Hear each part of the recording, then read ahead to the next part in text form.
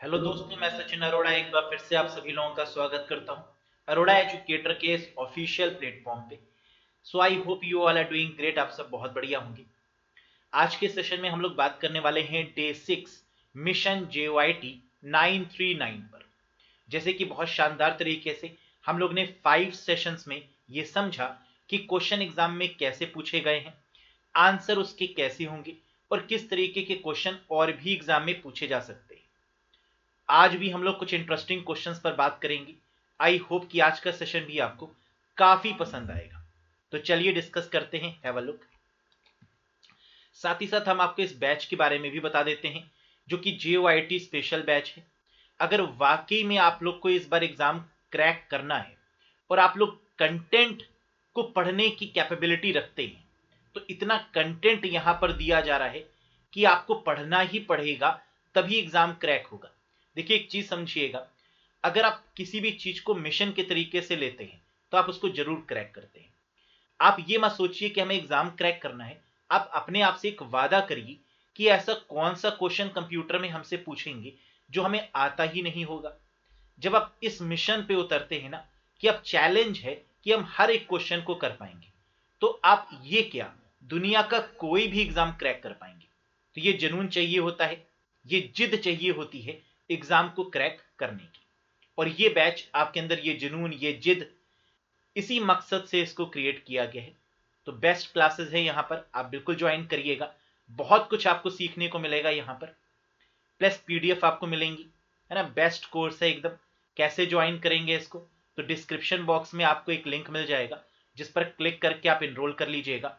Register करते समय जिस ईमेल आईडी का आप यूज करेंगे उसी ईमेल आईडी पर आपको सारा stuff automatic via server transfer कर दिया जाएगा। तो ये तो रहा इसका प्रोसेस। बाकी अगर कोई कंफ्यूजन है तो दिए गए नंबर पर आप कॉल या व्हाट्सएप करके भी कंफर्म कर सकते हैं।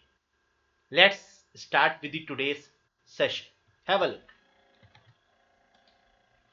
ये रहा पहला क्वेश्चन। देखिए बहुत ही सिंपल सा क्वेश्चन पूछा गया था एग्जाम में, लेकिन जब हमें कॉन्सेप्ट की नॉलेज नहीं होती है तो एक सरल क्वेश्चन भी हमें टफ लगने लगता है ना। देखते हैं आज, इस डर को दूर करते हैं और सारे ही क्वेश्चन को बहुत आसान बनाते हैं। In mobile phone system, a geographic region is divided up into dash to implement the concept of frequency reuse.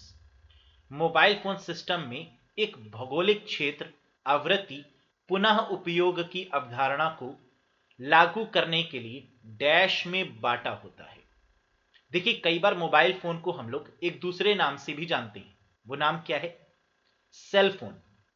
Mobile phone को सेल फोन क्यों बोलते हैं? क्योंकि जो टावर लगे होते हैं मोबाइल फोन के, है ना, वहीं से तो फ्रीक्वेंसीज आती हैं हम तक। और जो एरिया यानी जिस जगह पर टावर लगाए जाते हैं या जो टावर होते हैं, कई बार हम उसको सेल टावर के नाम से भी जानते हैं। या जो एरिया होता है, जो लैंड होती है जहां पर वो टावर लगते हैं, उनको हम लोग क्या बोलते हैं? सेल बोलते हैं। तो यही तो पूछ रहा था यहां पर कि the mobile phone system a geographic region is divided up into cell is the correct answer. Cells में डिवाइडेड होते हैं। और आपने एक चीज देखी होगी कि टावर पे ही डिपेंड करता है बेसिकली। जैसे सपोज करिए कि आपके मोबाइल फोन में सिग्नल बहुत कम आ रहे हैं, तो इसका रीजन क्या हो सकता है? अगर आप किसी दूसरे लोकेशन पर जाते होंगे तो हो सकता है आपके मोबाइल के सिग्नल्स बहुत अच्छे से काम कर रहे हों, यानी जो आपका सिम है ना, जो सिग्नल उसमें आते हैं वो कहीं लोकेशन पे तो बहुत पुअर आते हैं, कहीं पर ज्यादा आते हैं। ये डिपेंड करता है फ्रीक्वेंसी के ऊपर। सेकेंडली ये डिपेंड करता है कि उस जगह पर उस सर्विस को यूज करने वाले कितने लोग हैं।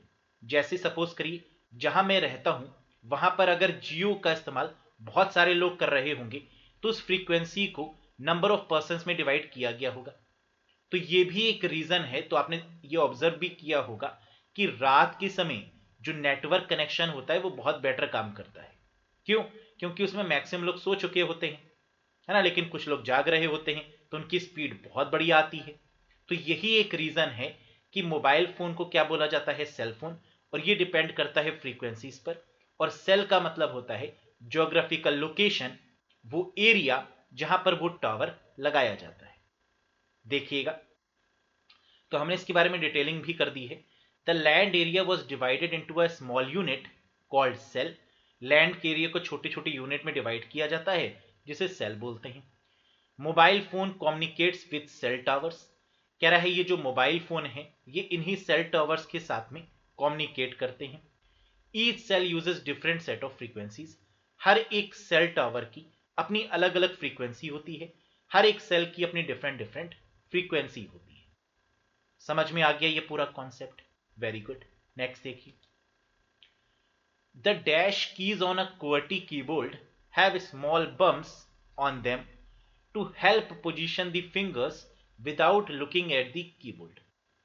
कह रहा है जो नॉर्मल QWERTY कीबोर्ड होते हैं उसमें आपने देखा होगा कुछ कीज होती हैं जो उठी हुई होती हैं, यानी एक छोटा सा एक पार्ट होता है जिसको बम्प कर देते हैं ये लोग, जिसको गाइड कीज के नाम से भी जानते हैं, है ना। ऐसी कीज होती हैं जिन्हें गाइड कीज बोला जाता है।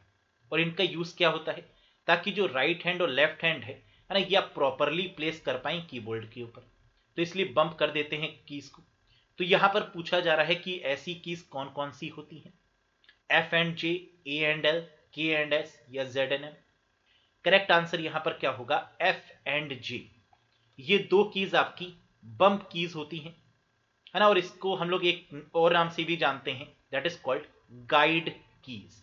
तो हो सकता है एग्जाम में गाइड कीज पूछ लें, तब भी आंसर क्या होगा, एफ एंड जे होगा। राइट, देख लेते हैं इसके बारे में। स्मॉल बम्प्स और रिजेस, बम्प्स को रिजेस भी बोलते हैं, उठान एक तरीके का, found on the F and J keys on a computer keyboard.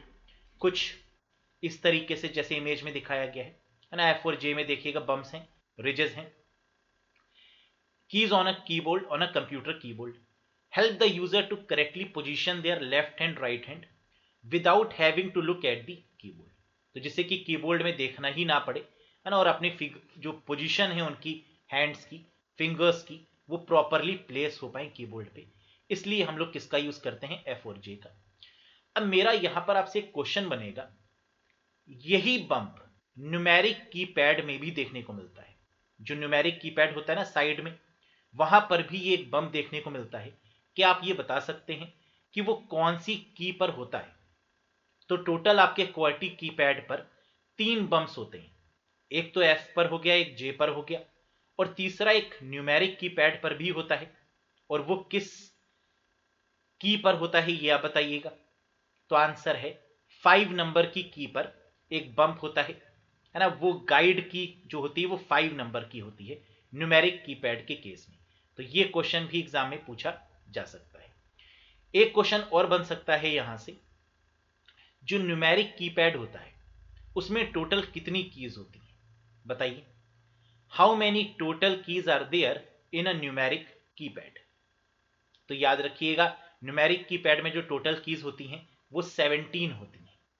लेकिन यहां पर दो चीजें याद रखनी है कि एप्पल के कंप्यूटर में ही 18 होती है। Normal personal computer, normal PC की बात करें तो 17 न्यूमेरिक कीपैड पर कीज होती हैं, और अगर एप्पल के सिस्टम की बात करें तो 18 होती हैं। Next, RAID technology combines multiple physical disk drive to achieve speed and redundancy. What is the full form of RAID here? कह रहा है RAID की फुल फॉर्म बताइए। बहुत सिंपल है, redundant array of independent disk या redundant array of inexpensive disk. ये दो फुल फॉर्म होती हैं RAID की। तो आप देख सकते हैं यहां पर इंडिपेंडेंट डिस्क वाली बिल्कुल करेक्ट होगी। इसका मतलब क्या होता है ये जान लेते हैं। देखिए, अगर हम आपसे पूछें कि आपके लैपटॉप में या आपके कंप्यूटर में कितनी डिस्क लग सकती है ना, तो आप बोलेंगे सर दो तरीके की डिस्क, एक तो हार्ड डिस्क लग सकती है और SSD लग सकती है, सॉलिड स्टेट ड्राइव। अगर आप इस समय कोई भी नया लैपटॉप खरीदते हैं मार्केट से तो आपको वहां पर SSD भी मिल जाएगी और हार्ड डिस्क ड्राइव दोनों लगी हुई सिस्टम्स भी मिल जाएंगे, है ना। यह हो सकता है कि 512 GB की आपको SSD देखने को मिले, है ना, या फिर ये भी हो सकता है कि आपको वहां पर सिर्फ और सिर्फ HDD यानी हार्ड डिस्क ड्राइव देखने को मिले। तो इसका मतलब नॉर्मल जो हम लोग के कंप्यूटर्स में होता है वो दो तरीके की डिस्क देखने को मिलती हैं। लेकिन अगर हम सर्वर की बात करें, सर्वर का काम क्या होता है, बहुत सारी इंफॉर्मेशन को स्टोर करके रखना। अब सोचो वहां पर इतनी सारी इंफॉर्मेशन को स्टोर करने के लिए कई सारी हार्ड डिस्क की रिक्वायरमेंट होती होगी, यस और नो। अब कई सारी हार्ड डिस्क का मतलब क्या है कि एक सर्वर पर सपोज करिए हमने 25, 30 या 100 हार्ड डिस्क लगा दी।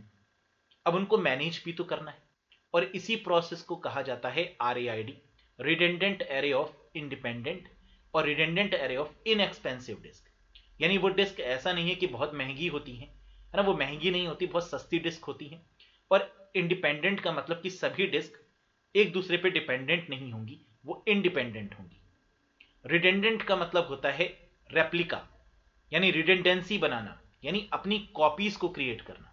तो ये भी हो सकता है कि जो डेटा एक डिस्क में हो वो डेटा दूसरी डिस्क में भी हो, वही डेटा तीसरी डिस्क में भी हो, है ना, जिससे कि जो डेटा का लॉस है वो बचा रहे, डेटा लॉस ना हो पाए। ये भी हो सकता है कि बैकअप ना रख के हम अलग अलग कंटेंट अलग अलग डिस्क में रख रहे हो। रीजन क्या हो सकता है इसके पीछे?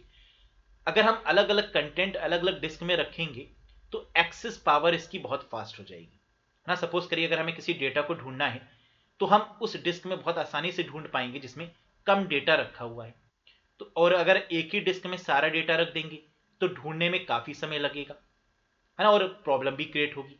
तो इसलिए मल्टीपल ऑफ डिस्क का यूज करते हैं डेटा को स्टोर करने के लिए सर्वर के केस में, और इसी टेक्नोलॉजी को बोलते हैं RAID।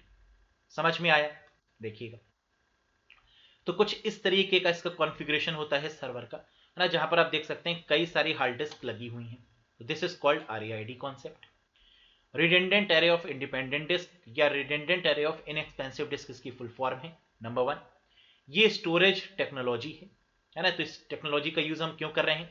सर्वर पर डेटा को स्टोर करने के लिए, मैक्सिमम डेटा स्टोर हो पाए और डेटा का लॉस भी ना हो, स्पीड भी फास्ट हो जाए रिट्रीवल की।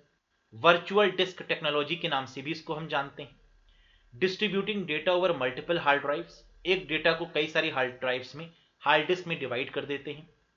Combine multiple physical drives into one unit, और ये जितनी भी हार्ड डिस्क लगी हुई हैं उसको कंबाइन करके एक ही यूनिट में, एक ही तरीके के यू कैन से जो CPU होता है या एक ही तरीके की डिवाइस में हम एम्बेड कर देते हैं। दैट इज कॉल्ड RAID का कंप्लीट, बहुत ही प्यारा सा कॉन्सेप्ट। समझ में आ गया? नेक्स्ट देखिए, which of the following optical media storage has the highest capacity? आसान सा था। कह रहा है ऐसी कौन सी ऑप्टिकल मीडिया है जिसकी स्टोरेज कैपेसिटी सबसे ज्यादा है? तो ऑप्टिकल मीडिया में कौन कौन सी आएंगी? CD, DVD, BRD, है ना, इसको ब्लू रे डिस्क भी बोलते हैं। और सबसे ज्यादा स्टोरेज कैपेसिटी किसकी होती है?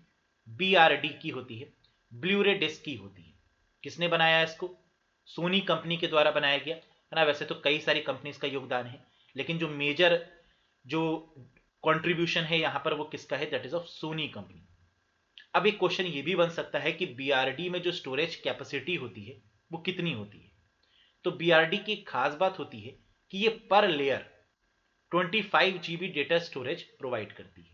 यानी अगर सिंगल लेयर BRD की बात हो रही हो तो 25 GB होगा, अगर डुअल लेयर BRD की बात हो रही हो तो 50 GB स्टोरेज होगा, है ना। तो आंसर क्या है? मैक्सिमम स्टोरेज कितनी हो सकती है?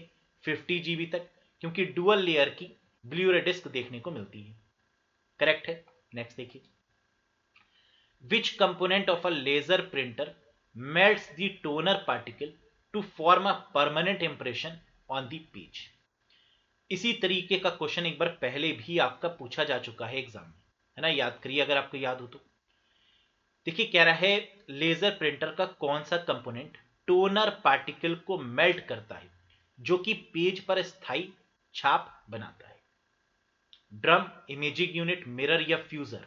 बिल्कुल सही, दिस इज कॉल्ड फ्यूजर। अगर आपने एक कॉन्सेप्ट पढ़ा हो 3D प्रिंटर के केस में, है ना, जो टेक्नोलॉजी यूज होती है उसे हम बोलते हैं FDM, फ्यूजर डीमॉड्यूलेशन टेक्नोलॉजी के नाम से उसको हम जानते हैं। तो वही टेक्नोलॉजी का यूज आजकल लेजर प्रिंटर में भी किया जाता है ना, क्योंकि जो लेटेस्ट तरीके का प्रिंटर है वो कौन सा है? लेजर प्रिंटर ही है। स्पीड PPM में नापी जाती है, पेजेस पर मिनट में। तो फ्यूजर का ही यूज होता है। अब देखिए फ्यूजर होता क्या है ना, इसके बारे में जरा कंप्लीट नॉलेज लेते हैं। फ्यूज्ड डिपोजिशनिंग मॉडल या मॉड्यूल के नाम से इसको हम जानते हैं अगर हम बात करें 3D ऑब्जेक्ट्स यानी 3D प्रिंटर के केस में। लेकिन बेसिकली फ्यूजर होता क्या है? The fuser is a part of a laser printer, ये लेजर प्रिंटर का एक पार्ट है, जैसे कि हमने आपको दिखाया भी है इमेज में, that bonds the toner and paper, जो पेपर और टोनर को बॉन्ड करके रखता है, यानी बांध के रखता है, together using heat and pressure, और इससे हीट और प्रेशर जो है वो कंट्रोल रहता है ना। ये होता है आपका फ्यूजर। अब जरा समझिएगा कि टोनर क्या होता है। अगर हम इंकजेट प्रिंटर की बात करें तो आप जानते हैं कि इंकजेट प्रिंटर में इंक डलती है, और जहां पर इंक डलती है उसको हम क्या बोलते हैं, इंक कार्टेज बोलते हैं। लेकिन जो आपका लेजर प्रिंटर होता है इसमें क्या खासियत है कि यहां इंक नहीं डलती, यहां पर आपका पाउडर पड़ता है, और इस पाउडर को हम लोग क्या बोलते हैं, टोनर बोलते हैं, है ना। टोनर कार्टेज होती है इसकी। तो वही कह रहा है कि टोनर और पेपर टुगेदर को ये बाइंड करने में, यानी बांधने में काफी काम आता है, टुगेदर यूजिंग हीट और प्रेशर की मदद से। तो दैट इज कॉल्ड फ्यूजर। इसी को हम फ्यूजर बोलते हैं। समझ में आया कॉन्सेप्ट? इंटरेस्टिंग है। नेक्स्ट देखो। देखो इसी तरीके से आपको पढ़ना होता है, यानी कोई भी क्वेश्चन जो एग्जाम में आया है ना, उसकी पूरी इन डेप्थ नॉलेज आपके पास में होनी चाहिए, ये बहुत जरूरी है। Which of the following storage media uses flash memory? कह रहा है ऐसी कौन सी स्टोरेज मीडिया है जिसमें फ्लैश मेमोरी का यूज होता है। अब फ्लैश मेमोरी बेसिकली ईईपी रोम टेक्नोलॉजी पर काम करती है, electrically erasable programmable read only memory. Flash memory के केस में जैसे पेन ड्राइव ना, तो पेन ड्राइव को हम लोग फ्लैश ड्राइव भी बोलते हैं या फ्लैश मेमोरी भी बोलते हैं। लेकिन यहां पर पेन ड्राइव तो दिया नहीं है, तो पेन ड्राइव नहीं होगा तो आंसर क्या होगा, SSD होगा, सॉलिड स्टेट डिस्क होगा, जो कि फ्लैश मेमोरी के कॉन्सेप्ट पर ही काम करती है। जैसे अगर आप पेन ड्राइव को काफी ऊंचाई से अगर फेंकेंगे, है ना, तो पेन ड्राइव में जो डेटा होगा वो लॉस नहीं होगा। अगर यही हार्ड डिस्क को अगर आप काफी ऊंचाई से फेंक दें, है ना, तो वो टाटा बाय बाय हो जाएगी, अलविदा कह देगी आपको। लेकिन पेन ड्राइव या एसएसडी के केस में ऐसा नहीं होता। क्यों? क्योंकि यहां पर एक स्पेशल तरीके की टेक्नोलॉजी का यूज होता है। You can say that is what we call flash memory या ईईपी रोम टेक्नोलॉजी का यहां पर बहुत ही बेहतर तरीके से यूज किया जाता है, जहां इलेक्ट्रॉन्स को पकड़ा जाता है एक तरीके से, ना। फ्लैश मेमोरी का मतलब क्या है कि इलेक्ट्रॉन्स को बांध के रखा जाता है। फिजिक्स में अगर आपने ये कॉन्सेप्ट पढ़ा हो कि इलेक्ट्रॉन्स को बांध के रखने के कॉन्सेप्ट को ही बेसिकली ईईपी रोम बोलते हैं हम लोग, राइट। नेक्स्ट देखिए। ALU is a fundamental part of dash of a computer. ALU, देखिए अगर सीपीयू की बात करें तो आप लोग ने सुना होगा कि सीपीयू के तीन इंपॉर्टेंट पार्ट्स होते हैं, एक सीयू होता है, एक ALU होता है, और एक MU होता है। सीयू यानी कंट्रोल यूनिट। अगर हम आपसे पूछें कि सीपीयू में सीयू का काम क्या होता है, तो आप क्या बोलेंगे? कंट्रोल करना होता है। बिल्कुल ये सही है ना। लेकिन इसको इस तरीके से याद करिएगा कि सीपीयू में सीयू का काम होता है इंस्ट्रक्शंस को डिकोड करना। क्या होता है? इंस्ट्रक्शंस को डिकोड करना, ये सीयू करता है। एएलयू जो होता है इसे हम क्या बोलते हैं? अरिथमेटिक लॉजिक यूनिट होता है, यानी जितने भी कैलकुलेशंस हैं वो एएलयू करता है, और इसे हम बैकबोन ऑफ सीपीयू भी बोलते हैं, या कई बार building block of a CPU के नाम से भी इसको हम जानते हैं। बिल्डिंग ब्लॉक ऑफ सीपीयू क्या है? एएलयू है। तो एएलयू का काम क्या होता है? बेसिकली अरिथमेटिकल कैलकुलेशंस को करना ही होता है। और तीसरा आता है आपका मेमोरी यूनिट, जिसे रजिस्टर के नाम से हम लोग जानते हैं। तो सीपीयू के अंदर जो मेमोरी है वो कौन सी है? रजिस्टर है। This is what we called memory unit. तो यहां पर क्या पूछ रहा था कि एएलयू किसका पार्ट है? नॉर्मल सी बात है, सीपीयू का पार्ट है। Next, the dash is a computer provides the option to change the priority of booting option in the computer system. Computer में डैश कंप्यूटर सिस्टम में बूटिंग ऑप्शन में प्राथमिकता चेंज करने का ऑप्शन प्रदान करता है। तो ये किसके थ्रू हम चेंज कर सकते हैं? बूटिंग प्रोसेस की जो प्रायोरिटी है वो बायोस की सेटिंग्स में जाके बदला जा सकता है। बेसिक इनपुट आउटपुट सेटिंग्स में जाकर इसकी प्रायोरिटी को हम क्या कर सकते हैं? चेंज कर सकते हैं। अब अगर हम आपसे पूछें कि बूटिंग कितने तरीके की होती है ना, तो हमें बताइए फटाफट। How many types of booting are there? तो कंप्यूटर के ऑन होने के प्रोसेस को ही बूटिंग बोलते हैं, और बूटिंग आपकी तीन तरीके की होती है ना। हो सकता है कई सारे कैंडिडेट्स ने कहा सर दो तरीके की होती है, लेकिन वाकई में अगर आप देखें, है ना, इन डेप्थ अगर आप पढ़ेंगे तो आप जानेंगे कि तीन तरीके की होती है। कौन कौन सी? कोल्ड बूटिंग, वार्म बूटिंग और रैंडम बूटिंग। कोल्ड बूटिंग क्या होता है? जब आप सिस्टम को शट डाउन करते हैं, स्टार्ट करते हैं, कोल्ड बूटिंग है। जब आप अपने कंप्यूटर को रीस्टार्ट करते हैं, वार्म बूटिंग है ना, सॉफ्टवेयर इंस्टॉलेशन के दौरान, या जब आपका कंप्यूटर क्रैश हो जाता है, और क्रैश होने पर आपने देखा होगा कि वहां पर भी दोबारा से बूट होता है, या जब सिस्टम क्रैश हो जाता है, तो वो जो बूटिंग होती है उसे हम लोग बोलते हैं रैंडम बूटिंग। ठीक, तो वही बूटिंग की यहां पर बात हो रही थी। नेक्स्ट देखिए, which is a wireless technology that uses multiple transmitter and receiver to transfer more data at the same time। कह रहा है ये कौन सी वाईफाई टेक्नोलॉजी या वायरलेस टेक्नोलॉजी है जहां पर मल्टीपल ट्रांसमीटर और रिसीवर का यूज होता है to transfer more data at the same time, एक समय पर कई सारे डेटा को ट्रांसफर करने के लिए। तो कौन सी वायरलेस तकनीक है जिसमें मल्टीपल ट्रांसमीटर और रिसीवर का उपयोग करके एक ही समय में अधिक डेटा ट्रांसफर किया जा सकता है। 5G टेक्नोलॉजी आप जानते हैं ना, इंप्लीमेंट हो रही है बहुत तेजी से। 5G टेक्नोलॉजी में इसका यूज बहुत ज्यादा किया जा रहा है ना, और तभी ये क्वेश्चन भी यहां पर आया है। आंसर है memo, multiple input multiple output, that is a wireless technology, है ना, ये मेमो होता है। अब देखिए मेमो के बारे में जान लीजिए क्या है।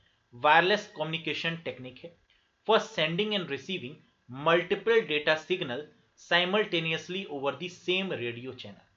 एक ही चैनल पर एक साथ पैरेलल फैशन में कई सारे डेटा आपके ट्रेवल कर पाए, है ना, इसी टेक्निक को क्या बोलते हैं, मेमो। मल्टीपल इनपुट जाए और मल्टीपल आउटपुट रिसीव हो। जैसे पहले क्या होता था, मल्टीप्लेक्सर लगे होते थे। मल्टीप्लेक्सर में क्या होता था कि इनपुट तो कई जा सकते थे लेकिन आउटपुट आपका एक ही निकलता था, है ना। There are multiple number of inputs but there is single output, that is called multiplexing, है ना। लेकिन मेमो कॉन्सेप्ट में क्या होता है, मल्टीपल इनपुट होते हैं और मल्टीपल आउटपुट होते हैं। तो 5G में इसी का सबसे ज्यादा यूज किया जा रहा है। क्लियर है। नेक्स्ट देखिए, which of the following layer in ISO OSI reference network model lies between the physical and the network layer।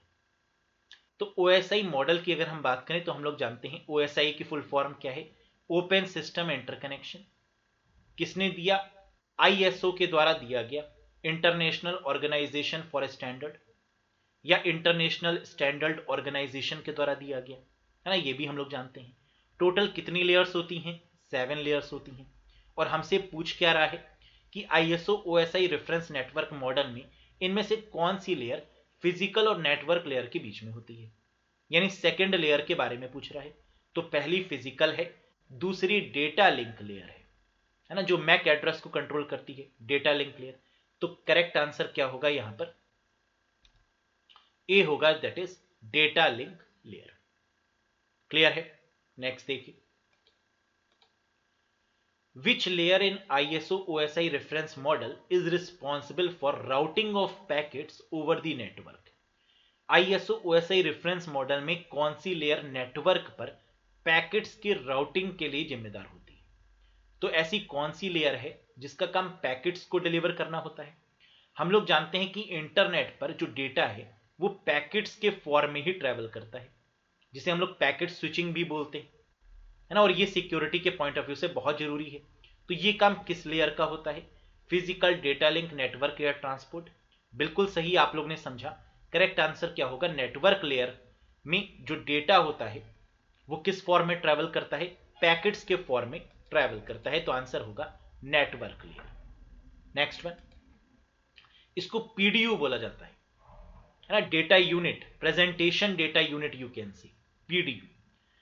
A web-based information repository that is collaboratively edited by the members of the concerned community is called। बहुत ही simple question, interesting question है। एक web आधारित सूचना repository जो कि क्या है, concern community members के द्वारा कोलैबोरेटिवली एडिट होता है, क्या कहलाता है। देखो समझो इसको। सपोज करिए कि आप कोई भी एक वेबसाइट बनाते हैं या कोई भी कंटेंट डालते हैं किसी भी वेबसाइट पर, क्या आप उसको एडिट कर सकते हैं? बिल्कुल कर सकते हैं। अगर आपने सपोज करिए कोई पोस्ट लिखी है तो आप उस पोस्ट को एडिट कर पाएंगे ना, क्योंकि वो आप ही ने लिखी है। इसी को हम लोग बोलते हैं क्या, विकी। जैसे इसका बहुत ही बेस्ट एग्जाम्पल है विकीपीडिया। विकीपीडिया पे क्या कोई भी अकाउंट बना सकता है, बिल्कुल बना सकता है, थोड़ा सा टफ होता है वहां पर अकाउंट बनाना, क्योंकि विकिपीडिया इतनी जल्दी किसी के अकाउंट को अप्रूव नहीं करता है।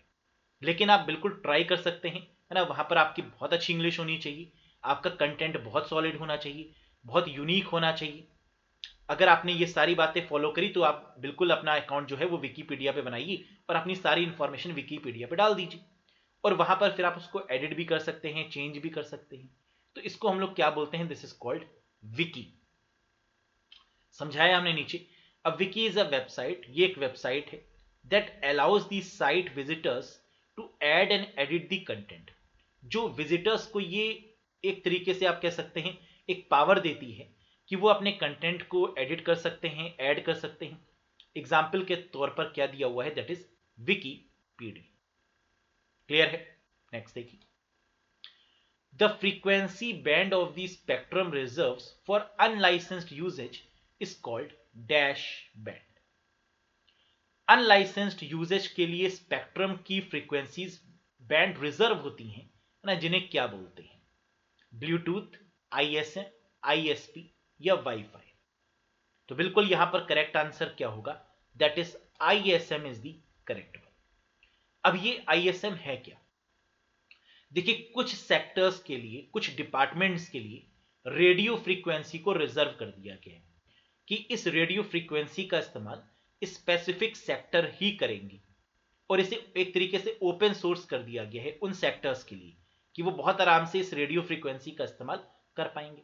तो that is what we called ISM. अब उन्हें रिसर्च करना है, कुछ भी करना है, तो वो आरएफ का यूज करें। Industrial, scientific and medical. तो आईएसएम यानी ऐसे कौन कौन से डिपार्टमेंट्स हैं जो आरएफ का यूज करेंगे। तो पहला आई से है इंडस्ट्रियल, एस का मतलब है साइंटिफिक, और एम का मतलब है मेडिकल। तो ये तीनों ही जो सेक्टर हैं वो आरएफ का यूज कर सकते हैं फ्रीली। तो इनको एक स्पेसिफिक बैंडविड्थ दी जाती है, एक आरएफ स्पेक्ट्रम प्रोवाइड किया जाता है ना, for any of the purpose, जो भी ये करना चाहें। तो यही दिया हुआ यहां पे, internationally reserved for the use of radio frequency energy. ISM bands are also called as unlicensed band. तो इनके लिए लाइसेंस जरूरी नहीं है ना, ये जितना चाहे उतना आरएफ का यूज कर सकते हैं। ISM. Next, computer can capture all packets being transmitted over the shared transmission medium by setting the network interface in dash mode। कह रहा है डैश मोड में नेटवर्क इंटरफेस को सेट करके कंप्यूटर शेयर किए गए ट्रांसमिशन माध्यम के ऊपर ट्रांसमिट किए जाने वाले सभी पैकेट्स को कैप्चर करता है। कुछ समझ में आया इसका मतलब, समझाते हैं। देखिए इसका आंसर होगा दैट इज कॉल्ड प्रोमिस्क्यूअस। अब अगर आपको प्रोमिस्क्यूअस का मतलब पता होगा तो आप कुछ कुछ समझ पाएंगे कि ये क्या होता है। अगर प्रोमिस्क्यूअस की हिंदी मतलब देखें तो इसका मतलब होता है कोई एक इंडिविजुअल जो कई लोगों के साथ में इंटरकोर्स करता है ना, या कोई एक पर्सन जो कई लोगों के साथ में सेक्स करता है ना, एक से ज्यादा पर्सन्स के साथ में, उसको हम बोलते हैं क्या, प्रोमिस्क्यूअस। अब यहां पर ऐसे पर्सन पर क्या करने की रिक्वायरमेंट होगी, निगरानी करने की, उसको मॉनिटर करने की रिक्वायरमेंट होगी कि वो कर क्या रहा है ना, क्यों कर रहा है। तो यानी यही बात यहां पर हो रही है पैकेट्स से रिलेटेड, कि इंटरनेट पर जो पैकेट्स होते हैं है ना, उसके ट्रैफिक को मॉनिटर करना, कि कहां पर ट्रैफिक ज्यादा है, ट्रैफिक ज्यादा क्यों है, इस चीज को मैनेज करने के लिए प्रोमिस्क्यूअस टर्म का यूज किया जाता है, दैट इज कॉल्ड स्निफ, है ना, monitoring the packets over the internet. देखिए हमने दिया भी हुआ है, promiscuous mode is use to monitor, monitor करना मतलब स्निफ करना, नेटवर्क ट्रैफिक, नेटवर्क में ट्रैफिक को मॉनिटर करने के लिए प्रोमिस्क्यूअस मोड का यूज किया जाता है। समझ में आया। तो इसको हम लोग क्या बोलते हैं, मिश्रित मोड भी बोलते हैं। तो a computer can capture all packets being transmitted over the shared transmission medium by setting the network interface in किस मोड में, प्रोमिस्क्यूअस मोड में। समझ में आया। नेक्स्ट देखिए, which of the following is an invalid IPv4 address. कह रहा है इनमें से कौन सा IPv4 एड्रेस इनवैलिड है। तो हम लोग एक बात बहुत अच्छे तरीके से जानते हैं, वो क्या, कि आईपी एड्रेस कौन सा वैलिड होता है, वो आईपी एड्रेस वैलिड होता है जिसकी रेंज 0 से 255 के बीच में होती है। तो आपको ये देखना है कि आईपी एड्रेस में टोटल ऑक्टेट कितने होते हैं, 4 ऑक्टेट होते हैं, और इन चारों ऑक्टेट्स की रेंज 0 से 255 के बीच में है, तो वो वैलिड है। यस, तो आप देख लीजिए फर्स्ट वन वैलिड है, 0 से 255 की रेंज में है, 4 ऑक्टेट गिवन है, और इनको सेपरेट किया जाता है with the help of period. तो बीच में जो डॉट लगे होते हैं उनको पीरियड्स बोलते हैं। बी वाला भी अगर आप देखें तो यहां पर क्या है, 218, 248.240.79, ये भी वैलिड है। सी वाला देखें 74.21.18.251, तो ये भी 255 की रेंज में ही आ रहा है, ये भी वैलिड है। जबकि डी वाले में अगर हम देखें तो 192.168.1.270 दे दिया, यानी ये आपकी 255 की रेंज से बाहर चला गया है, तो इसका मतलब डी वाला आपका क्या होगा, इनवैलिड होगा। तो यहां पर आपको याद क्या रखना है कि आईपी एड्रेस की बात करें दो तरीके के होते हैं, IPv4 और IPv6। आईपी एड्रेस को logical address of the computer के नाम से भी जाना जाता है। क्या आईपी एड्रेस को चेंज कर पाना पॉसिबल है? बिल्कुल, आईपी एड्रेस आपकी लोकेशन वाइज चेंज हो सकते हैं, जबकि मैक एड्रेस आपकी फिक्स होते हैं। वैसे तो मैक एड्रेस भी आपके फिक्स नहीं होते हैं, है ना, उनको भी चेंज कर पाना पॉसिबल है, क्योंकि मैक एड्रेस आपका एनआईसी कार्ड के ऊपर मेंशन होता है। तो अगर नेटवर्क इंटरफेस कार्ड ही बदल दिया गया, है ना, तो वो भी चेंज हो जाएगा, लेकिन हम मान के ये चलते हैं कि मैक एड्रेस जो है वो क्या होता है, फिक्स होता है। राइट, समझ में आ गया। तो यानी जो आईपी एड्रेस की रेंज होती है वो ऑक्टेट की कितनी होनी चाहिए, 0 से 255, और इसके ऊपर अगर कोई भी होगा तो that is considered as the invalid IP address. Clear है? तो आज के सेशन को इतना ही रखते हैं। आई होप कि ये सारे ही क्वेश्चन आपको समझ में आए होंगे, है ना। तो that's all for today guys, thank you very much, bye bye and take care. Session अगर पसंद आया हो तो लाइक जरूर करिएगा, चैनल पर नए हो तो सब्सक्राइब जरूर करिएगा, है ना। बाकी अगर कोई भी डाउट है कहीं पर भी तो कमेंट बॉक्स में जरूर कमेंट करके बताइएगा, पूरी कोशिश रहेगी कि आपके कमेंट का आंसर दिया जाए। Thank you very much guys, bye bye and take care.